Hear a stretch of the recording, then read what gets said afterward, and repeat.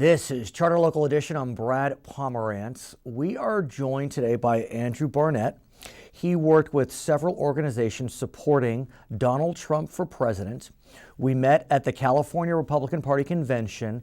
He told me that Donald Trump would get 300 electoral votes. I told him, I don't think so. He emailed me on election night and said, I told you so. You did. Actually, I said over 300, I believe was the quote. But. Whatever it was, you were right. Yeah. And when I got that email, I just said, I remember that conversation.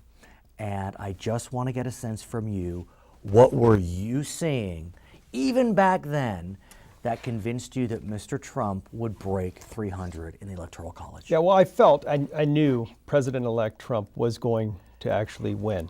Now, this is May we were talking about when we had our conversation. And I do want to give you credit because you asked me, you said, well, what about, I was talking about states that Democrats had problems with. Right. And you had asked me about some of the red states. But what we were looking at were the voter registration numbers, in addition to the social and humane sentiment of voters. I mean, Donald Trump won more of the Hispanic vote than Mitt Romney did. He did. Donald Trump did way better with millennials, I'm being one of them. Yeah, he did. Than people anticipated.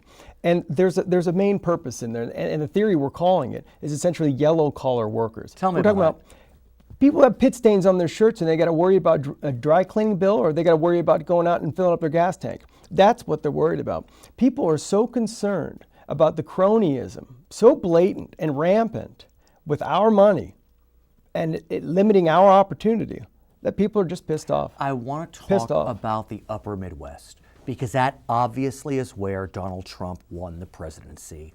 And that's where he said he'd win the presidency. He was very clear throughout this, I'm going to the Rust Belt. And Hillary Clinton did not visit Wisconsin once after she won the primary. And that state was not that close. I mean, Michigan was close. Wisconsin wasn't on the radar. Pennsylvania, I mean, that was a state that was clearly Clinton. We heard rumblings about Michigan towards the end. To me, and I want to hear what you think, trade resonated in the upper Midwest. Absolutely. When you lose your job, it doesn't matter party affiliation. When you lose your income, it doesn't matter about party affiliation. If I'm living my life for 30 years in the same locale and I'm enjoying it, and all of a sudden it's drastically altered because of the incumbent president, I'm most likely to vote against that. Specifically, not because of party affiliation, not because of gender, not because of race. Those aren't motivating factors for people to vote. Those are adjectives. A lot of people get those misconstrued. They say, well, because you're X, Y, and Z, you must vote this way. Well, no, that's actually not the case. I have to tell you, I agree.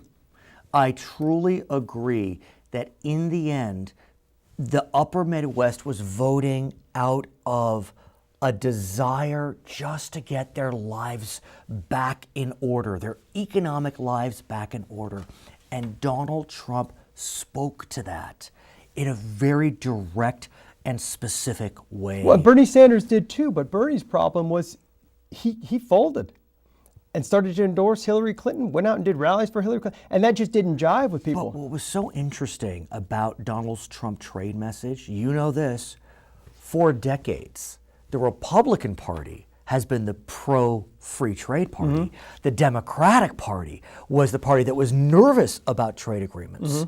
But yet Mr. Trump was able to co-opt that trade message in such a way that it became his.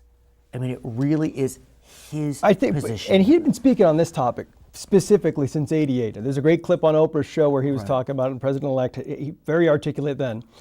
But I think what we have to take a look at too now is trade and free trade. People aren't necessarily against trade because we'll go to the corner store, I give the guy $1, he gives me a pack of gum. That's trade. We're fine with that. But when I mention cronyism and how blatant it is, we look at these pieces of legislation like TPP.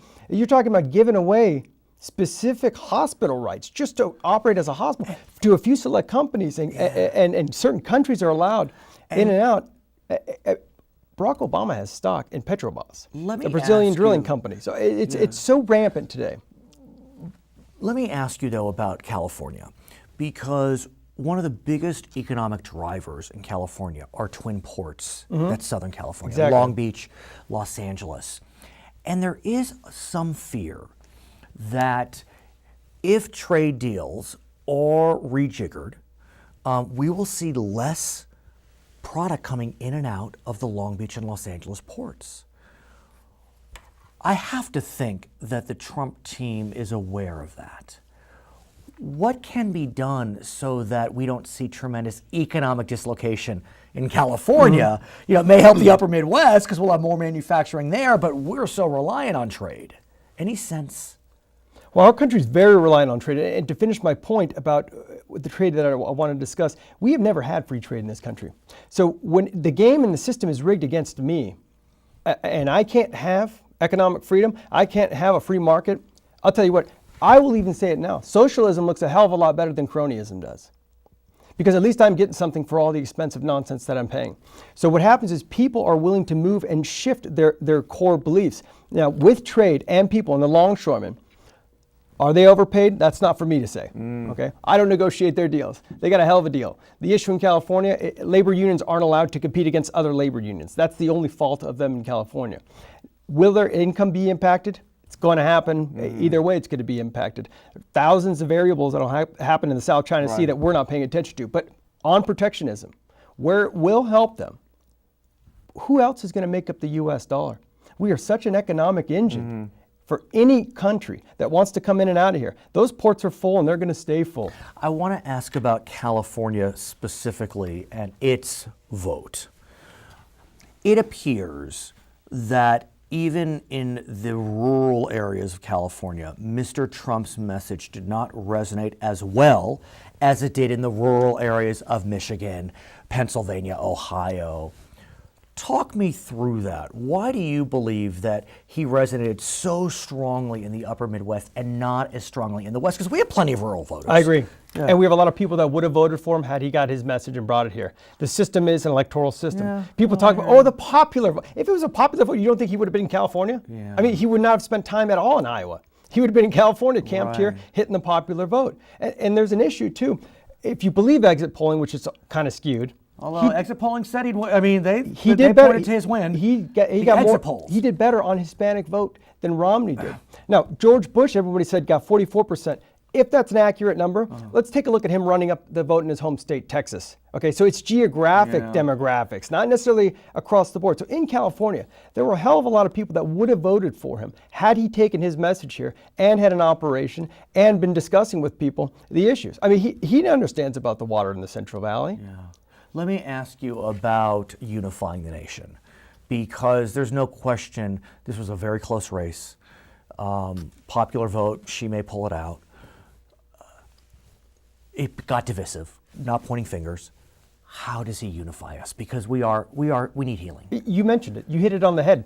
You said it was such a close race. President-elect Trump won 6 states only by aggregate of 470,000 votes. Right. And he lost in other 6 states by only an aggregate of 230,000. How does he bring us together? We are there already. We don't need government to step in and tell us to be nice and kind to our neighbor and to enjoy each other. That's what we do when we wake up. We need government to get the hell out of the way. The biggest problem that we've had in the United States is when a federal bureaucrat shows up and says, because you are X, Y, and Z, you need to go over here and you need to go to this school.